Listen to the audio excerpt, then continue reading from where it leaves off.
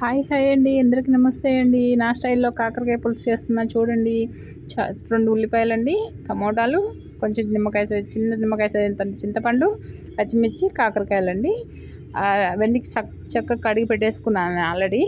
కడుక్కున్నాక ఇలా సన్నగా తరిగేసుకొని, ఉల్లిపాయ తరిగేసుకున్నాక పచ్చిమిర్చి, ఉల్లిపాయ తరిగేసుకొని, అట్లా కాకరకాయ కూడా తరిగేసుకొని నా స్టైల్లో నేను కాకరకాయ పులుసు అయితే చేస్తున్నానండి.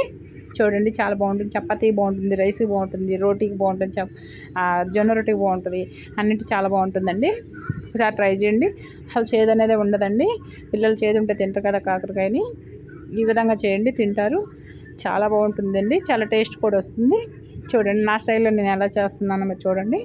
అట్లా నేను సబ్స్క్రైబ్ చేసుకొని, లైక్ చేసి, కామెంట్స్ ఇవ్వండి ఫ్రెండ్స్. అందరు సపోర్ట్ చేయండి ఫ్రెండ్స్. మీ సపోర్ట్ మాకు కావాలి. మీ ఒక్క లైక్ ఇచ్చినా నాకు ఎంతో సపోర్ట్ ఇచ్చినట్టు.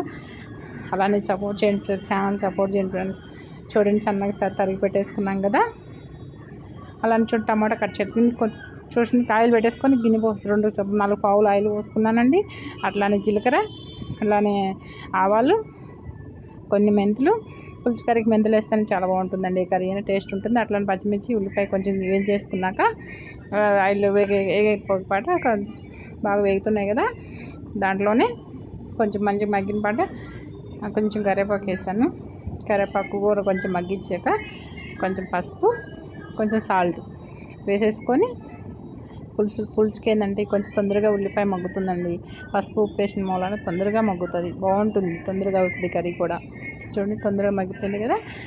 నేను సన్నగా తరిగి పెట్టుకున్నాను కదా కాకరకాయ కూడా వేసేసుకున్నాను. కాకరకాయ కూడా ఏంటంటే కొంచెం నూనెలో బాగా ఎంత మగ్గిస్తే అంత